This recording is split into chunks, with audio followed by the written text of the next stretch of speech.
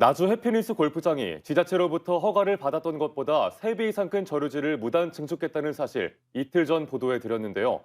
당초 관할 지자체인 나주시는 이런 사실을 1년 뒤에야 인지하고도 저류지 시설의 원상 회복에 대해선 불가 입장을 밝혔습니다.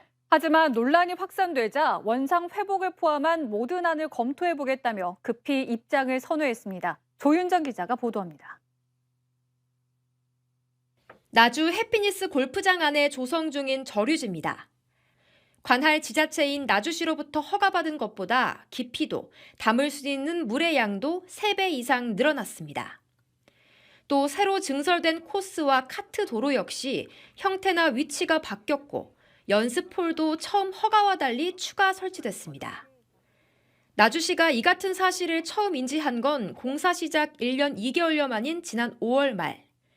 허가만 내줬을 뿐 관리 감독이 전혀 없었기 때문인데 지난달 실시된 첫 현장 점검 역시 주민들의 민원으로 시작됐습니다.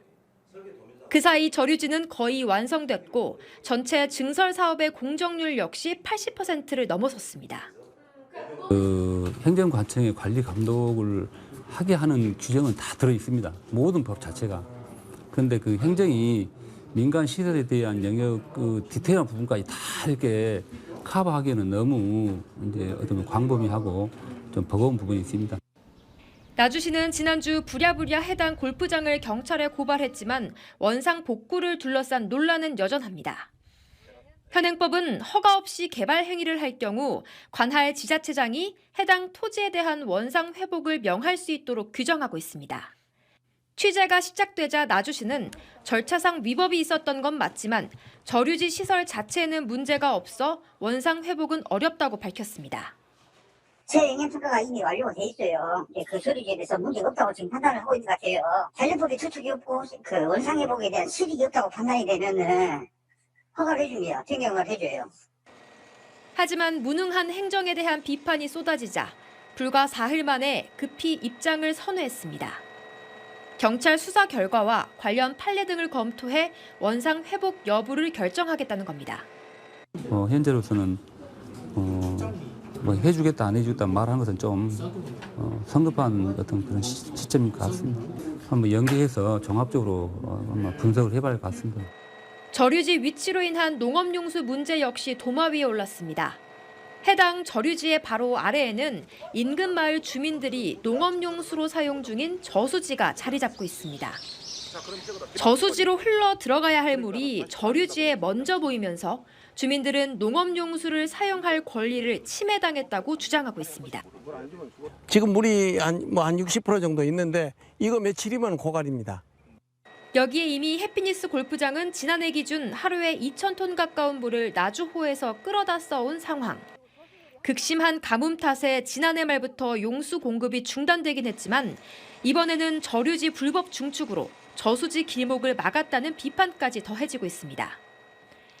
뒤늦게 저수지 관리 주체인 농어촌 공사와 골프장 측이 업무 협약을 맺긴 했지만 골프장 저류지의 저수율이 40% 이하일 경우 용수 공급을 중단할 수 있다는 단서가 붙어 또 다른 논란을 낳고 있습니다. 실효성이 없다는 지적에 양측은 농업용수를 최우선으로 하겠다며 한 발 물러났지만 말뿐인 약속에 그칠 가능성도 배제할 수 없습니다. 전부 다 주라. 그걸 주장한 거였거든요. 그런데 해피니스 측에서는 이제 자기들도 돈이 들어가서 하는 것이기 때문에 해피니스 측하고 이래갖고 이제 이 나주시 쪽에 더 강하게 이런 부분은 더 요구를 할 계획입니다. 환경 문제 역시 간과할 수 없습니다. 골프장 잔디를 가꾸는데 많은 양의 농약과 비료가 투입되는데 이 물은 농업용수로 쓰일 수 없다는 게 환경단체 입장입니다. 일단 잔디 관리라든가 그다음에 수목 관리에서 농약을 사용하고 그것이 장기간 침체가 되면 침전물이 중금속에 오염된 것을 그대로 물량이 부족에 대해서 그걸 방류를 시키면 그걸 농업용수로 쓸 수 있냐? 그렇지 않다는 양이죠. 농어촌 공사와 영산강 유역 환경청 역시 농약 등으로 인한 환경 문제에 대해 우려의 목소리를 내고 있습니다.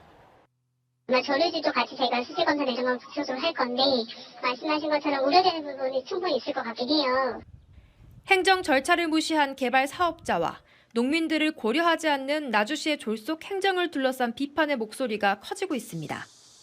허가의 범위를 넘어서서 불법적인 방법으로 사업을 진행했다면 그건 행정이 마땅히 그 불법적 행위에 대해서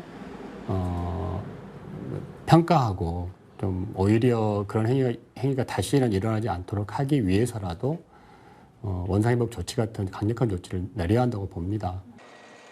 KBC 조윤정입니다.